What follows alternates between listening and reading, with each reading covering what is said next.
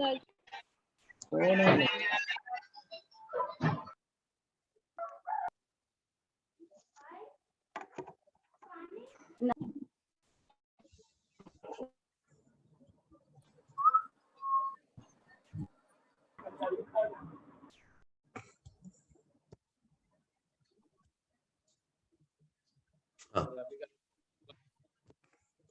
आप ध्यान दें, आपको आ रही है मेरी आवाज?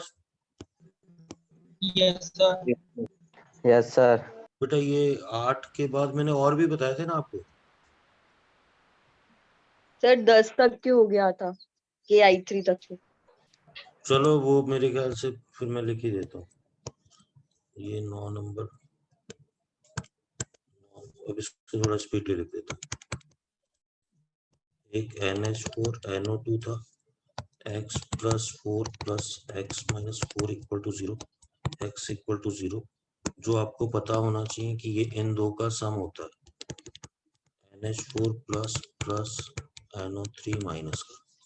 अब इससे जब नाइट्रोजन का ऑक्सीडेशन नंबर आएगा -3, इससे नाइट्रोजन का ऑक्सीडेशन नंबर +3 आ जाएगा। एवरेज ऑक्सीडेशन नंबर कैसे बोलेंगे अपन? एवरेज ऑक्सीडेशन नंबर -3 + 3 / 2, 0 आ जाएगा। ईच नाइट्रोजन का 0 नहीं होता है, एक नाइट्रोजन का -3 होता है और एक नाइट्रोजन का +3 होता है। ठीक है, तो ये आपको पता होना चाहिए। फिर अपन बात कर रहे हैं, इसके बाद बात करते हैं, ध्यान देना बेटा। ये जो 10th केस था अपने पास, I3, जिन्होंने वापस पूछा था वो देख भी लें बेटा, या I3 माइनस। अब बेटा देखो क्या होगा, मैथमेटिकली तो आप क्या करोगे, KI3 में ऑक्सीडेशन नंबर निकालना है, तो आप बोलोगे 1 + 3x = 0 बोलोगे, x = -1/3 आ जाएगा। पर क्या ईच आयोडीन का इतना होता है? तो आप कहोगे नहीं। आपको जो, या इसका भी कैलकुलेट करोगे तो ऐसे ही आपको पता होना चाहिए कि जो KI3 है वो वास्तव में क्या होता है, इन दो का सम होता है, KI + I2। बेटा आप ध्यान दो, इसमें आयोडीन का ऑक्सीडेशन नंबर -1 आएगा, इसमें ईच आयोडीन का कितना आएगा, 0। तो आयोडीन के वास्तविक ऑक्सीडेशन नंबर क्या आ रहे हैं, -1 0 0। किसी ने कहा कि सर I3 माइनस में समझो, तो I3 माइनस आपको याद करना पड़ेगा कि ये I माइनस + I2 का सम है, तो इसमें ईच आयोडीन का, इसका -1 0 0, तो वही बात है, इसमें भी आयोडीन का ऑक्सीडेशन नंबर -1 0 0। तो बेटा ये बात थी, आपको आ गई मेरी बात समझ में? बोलो बोलो बेटा। Yes sir. अब बेटा इसके बाद आपके पास आता है स्पेशल केसेस ऑफ, आज थोड़े से स्पेशल केस ही ले लेते हैं, special cases of peroxide bond, peroxide bond, peroxide bond के स्पेशल केसेस है। परऑक्साइड बॉन्ड का मतलब होता है ये वाला बॉन्ड, ठीक है। ठीक है, अब ध्यान देना बेटा, परऑक्साइड बॉन्ड में तो जो मैंने बताया था आपको ये याद करना है, H2SO5, ठीक है, H2SO5। तो बेटा यहाँ इसका एक तो नाम याद रखो, Caro's acid, Caro's acid, Caro अम्ल बोलते हैं इसको, ठीक है। भाई आप मैथमेटिकली निकालोगे तो देखो मैंने तरीका बताया था, 2 + x - 10 = 0, x +8 आ जाएगा। अब आप खुद सोचो, मैंने आपको क्या बताया था, क्या सल्फर का कभी ऑक्सीडेशन नंबर +8 हो सकता है क्या? तो आप क्या बोलोगे? तो उस केस में आंसर भी सीधे बोल दोगे +6।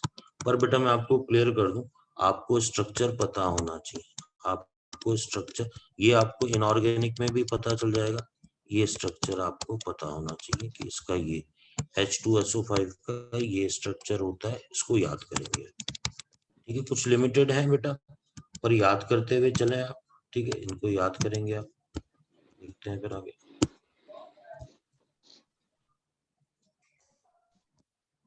बेटा ये है ना, कुछ गड़बड़ कर रहा है, एक मिनट बेटा, एक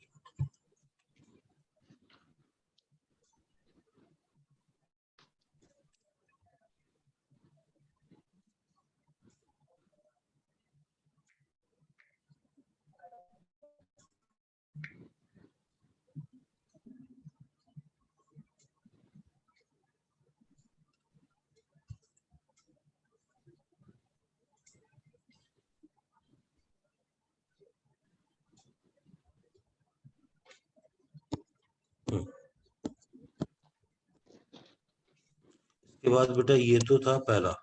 दूसरा ये फिर इम्पोर्टेंट है बेटा, आपने नाम भी सुना होगा H2S2O8।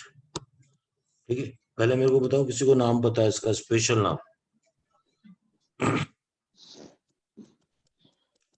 Marshals acid. बेटा याद करेंगे आप ये मार्शल्स एसिड। ठीक है, मार्शल्स एसिड मैथमेटिकली निकालोगे तो सल्फर का +7 आएगा, पर +7 हो नहीं सकता, तो सल्फर का कितना आएगा? +6। स्ट्रक्चर ये होता है बेटा इसका, ये सल्फर, ये पर ऑक्साइड बॉन्ड वाली सल्फर। ठीक है, ये आपके पास डबल बॉन्ड ऑक्सीजन, ये डबल बॉन्ड ऑक्सीजन, ये डबल बॉन्ड ऑक्सीजन, ये डबल बॉन्ड ऑक्सीजन। बेटा ये आप याद करोगे, इससे ईच सल्फर का ऑक्सीडेशन नंबर कितना आएगा? +6 आ जाएगा। तीसरा आप याद करोगे बेटा, ये फिर इंपॉर्टेंट है, ये सॉरी CrO5, ये भी बड़ा इंपॉर्टेंट है बेटा। इसको बोलते हैं अपन पर क्रोमेट ब्लू। इंग्लिश एक ही नाम है, पर क्रोमेट ब्लू। आप मैथमेटिकली निकालोगे x - 10 = 0, x = +10, फिर ये गलत हो जाएगा। मुझे पता है क्रोमियम का मैक्सिमम कितना होता है बेटा? +6 होता है। इसमें एक खास बात और आती है इसके स्ट्रक्चर में, बटरफ्लाई स्ट्रक्चर। नाम भी सुना होगा आपने, बटरफ्लाई स्ट्रक्चर। Yes sir. इसको ओपन बोलते हैं तितली नुमा संरचना, तितली नुमा संरचना, तितली नुमा संरचना। ठीक है, तो इसका जो स्ट्रक्चर आता है बेटा वो कुछ इस तरीके से होता है, कुछ इस तरीके से होता है। ठीक है, तो इस वाले में जो क्रोमियम का ऑक्सीडेशन नंबर आएगा वो जब आप चेक करोगे तो +6 आ जाएगा। ये भी आपको याद करना। फिर आप चौथा तो बड़ा आसान सा, हाइड्रोजन पर ऑक्साइड H2O2। इसके लिए कुछ अतिरिक्त बात नहीं है, इसका स्ट्रक्चर ये सिंपल सा स्ट्रक्चर होता है। ठीक है, ये स्ट्रक्चर होता है। तो यहाँ ईच हाइड्रोजन का तो +1 आ जाएगा, और ईच ऑक्सीजन का कितना आ जाएगा? पर ऑक्साइड में -1 आ जाएगा। तो बेटा ये 4 स्पेशल केसेस आप याद करेंगे। आप सुन रहे हैं मेरी बात ध्यान से? ठीक है, मैंने क्या पढ़ाया आज मैं आपको क्लियर कर देता हूँ, अभी और पढ़ेंगे बेटा आगे, पहले मैं आपको क्लियर कर दूं। बेटा ये तैयारी थी औसत ऑक्सीकरण अंक की। बहुत आसान सा काम चल रहा है बेटा, आप घर जाके इसको है ना, मतलब अपने यहाँ क्लास खत्म होने के बाद जब भी सारी क्लासेस खत्म हो तो इनको ध्यान से पढ़ना समझना। Single bond, double bond, triple bond एक जैसे एलिमेंट है तो 0 0, जिसकी विद्युत ऋणता ज्यादा उसी हिसाब से सिंगल डबल ट्रिपल के हिसाब से आवेश। एरो कोऑर्डिनेट बॉन्ड, उपसहसंयोजक जहां एरो खत्म -2 +2। लेकिन जो दो एक्सेप्शनल केसेस हैं HNC और CO, बिल्कुल आप सर। हाँ सर ये कार्बन और ऑक्सीजन के ऊपर में जो डॉट लगा है उसका मतलब क्या बता रहे हो? 0 0 मतलब उसके कारण कोऑर्डिनेट बॉन्ड में ऐसा भी होता है कि चार्ज नहीं आता है, वो 0 0 लिखा हुआ है। तो नाइट्रोजन और ऑक्सीजन दोनों पे 0 और हाँ कार्बन और ऑक्सीजन दोनों पे 0। 0 बिल्कुल। ओके। ठीक है, हाँ सर।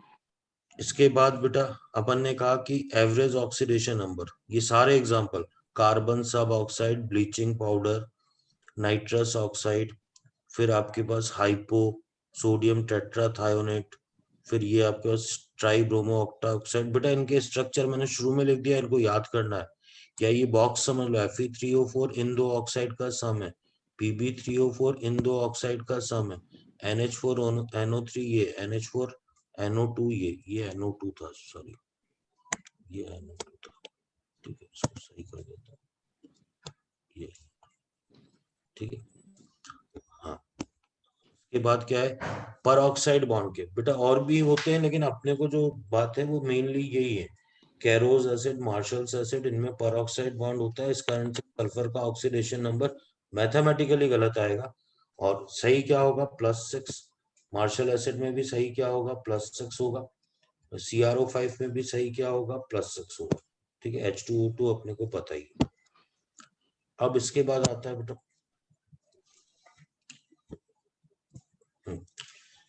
सम इम्पोर्टेंट टर्म्स आएंगे आपके पास।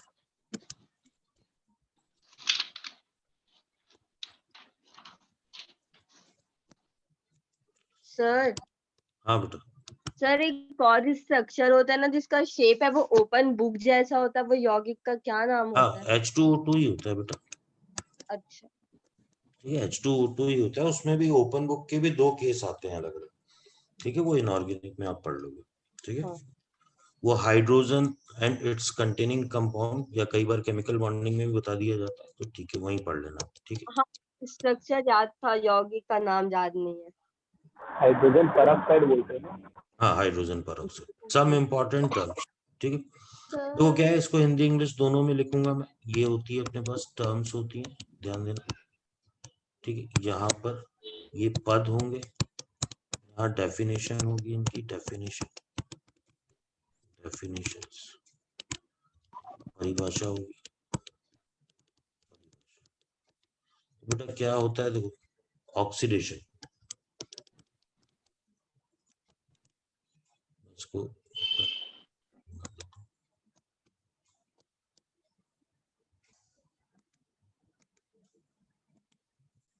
Hello sir. हाँ बता रहा हूँ बेटा को।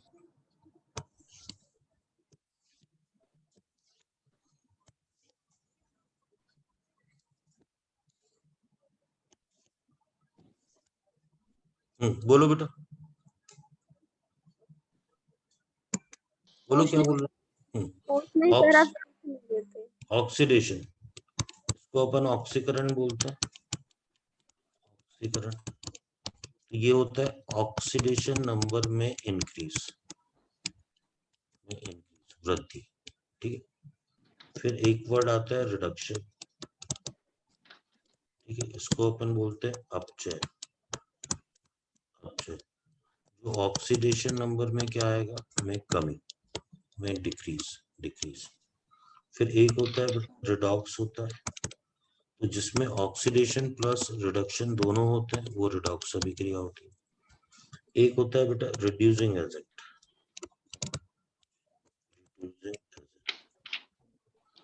इसको अपन जो बोलते हैं रिड्यूसिंग एजेंट को। ठीक है, इसको RA से लिखेंगे। इसका एक और नाम होता है रिडक्टेंट, हिंदी में इसको बोलते हैं अपचायक। अब ध्यान देना बेटा, अपचायक क्या होगा, जिसका सेल्फ, स्वयं का क्या होगा, ऑक्सीकरण, और एक होगा आपके पास oxidising agent, oxidising agent OA से लिखेंगे। ठीक है, इसको ऑक्सीडेंट भी बोलते हैं, ऑक्सीडेंट भी बोलते हैं। ठीक है, इसको ऑक्सीकारक बोलेंगे हिंदी में, ऑक्सीकारक। इसका सेल्फ क्या होगा, अपचय। स्वयं का क्या होगा, यहाँ ऑक्सीकरण होगा, यहाँ पर स्वयं का क्या होगा, स्वयं का अपचयन होगा। तो बेटा अपन है ना अब इसी को पहचानेंगे। जैसे मान लो कोई रिएक्शन है, मान लो आपको दे रखा है 2H2 प्लस O2, इससे बनाया हुआ है आपके पास 2H2O। ठीक है, तो ये कितना है बेटा, 0 से कितना हो रहा है, +1, तो इसका तो क्या हो रहा है, ऑक्सीकरण। ये 0 से कितना हो रहा है, -2, उसका क्या हो रहा है, अपचयन। तो आपसे पूछा जाए क्या ये रिडॉक्स रिएक्शन है, तो आप बोलोगे बिल्कुल यस है। जिसका ऑक्सीकरण हो रहा है वो तो क्या हो जाएगा, अपचायक। बेटा एक बार मैं हिंदी में लिख रहा हूँ, लेकिन अब पूरे चैप्टर में इसको रिड्यूसिंग एजेंट चलने दें बेटा, हिंदी वाले, हिंदी मीडियम वाले बच्चे भी। ऑक्सीकारक, ऑक्सीकारक, तो बेटा इसको ऑक्सीडाइजिंग एजेंट चलने दें अब। Yes sir. ठीक है, दूसरा देखो बेटा।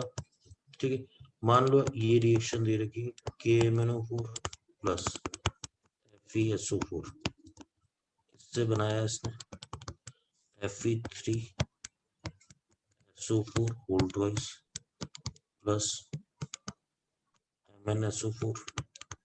ठीक, और जो भी प्रोडक्ट बने। ठीक, अब देखो यहाँ ध्यान से देखना, जो वेरिएबल होता है ना उसका चेक कर लो। मैग्नीज का यहाँ +7, बेटा ऑक्सीकरण अंक निकाल सकते हो ना, +7 से यहाँ मैग्नीज का कितना हो रहा है, +2, तो इसका तो अपचयन हो रहा है। आयरन का देखोगे तो यहाँ फेरस है +2 से, यहाँ कितना हो रहा है +3 हो रहा है, तो इसका ऑक्सीकरण हो रहा है। तो जिसका अपचयन होता है वो ऑक्सीडाइजिंग एजेंट होता है, जिसका ऑक्सीकरण होता है वो रिड्यूसिंग एजेंट होता है। बेटा आप समझ पा रहे हो मेरी बात? सर समझ में नहीं है। बेटा जिसका स्वयं का ऑक्सीकरण होता है ना। और देखो चलो एक और एग्जांपल बताता हूँ, मैं एक और एग्जांपल बताता हूँ। ये देखो बेटा 2SO2 प्लस O2, इससे बन रहा है SO3। अब आप मेरे को ये बताओ, यहाँ पहले मेरे को बताओ सल्फर का ऑक्सीकरण बताओ।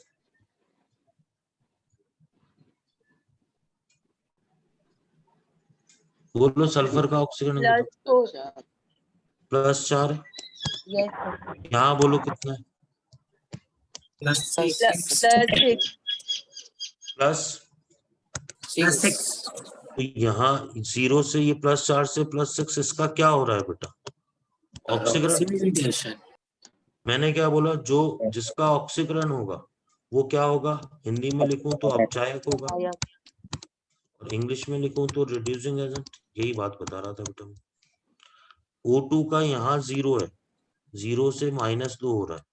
0 से -2 को क्या बोलेंगे बेटा? ऑक्सीकरण बोलेंगे या अपचयन? अपचयन। अपचयन बोलेंगे। तो इसका जब अपचयन हो रहा है, O2 का अपचयन हो रहा है, तो जो अपचयन होता है जिसका, वो क्या होता है? ऑक्सीकारक, वो ऑक्सीडाइजिंग एजेंट हो जाएगा। तब मेरे को बताओ, मैंने अब यहाँ जो परिभाषा लिखी थी, क्या आपको आ गई बात समझ में? Yes sir. ऑक्सीकरण में क्या होगा? ऑक्सीकरणांक में वृद्धि होगी। ऑक्सीकरण में, अपचयन में ऑक्सीकरणांक में क्या होगी बेटा? कमी होगी। रिडॉक्स अभिक्रिया क्या होगी? जिसमें ऑक्सीकरण अपचयन दोनों होंगे। ठीक है। अपचायक क्या होगा? रिड्यूसिंग एजेंट क्या होगा? जिसका खुद का क्या होगा? ऑक्सीकरण। ऑक्सीडाइजिंग एजेंट क्या होगा? जिसका खुद का क्या होगा? अपचयन होगा। तो बेटा इसमें ऑक्सीकरण अंग से ये पहचानना पड़ेगा कि कौन सा ऑक्सीकारक है और कौन सा अपचायक है। अरे आ रही है बात समझ में? Yes sir. ठीक है। तो बेटा आज क्या है मेरी एग्जैक्टली क्या है, 5:15 बजे ही अभी दूसरी क्लास भी है। ठीक है। तो आज मैं इस क्लास को यहीं एंड करूंगा। ठीक है। और आपको आपको इसकी PDF मिल जाएगी, आप निश्चिंत रहे। ठीक है। Thank you. Okay okay okay sir. हाँ ओके ओके।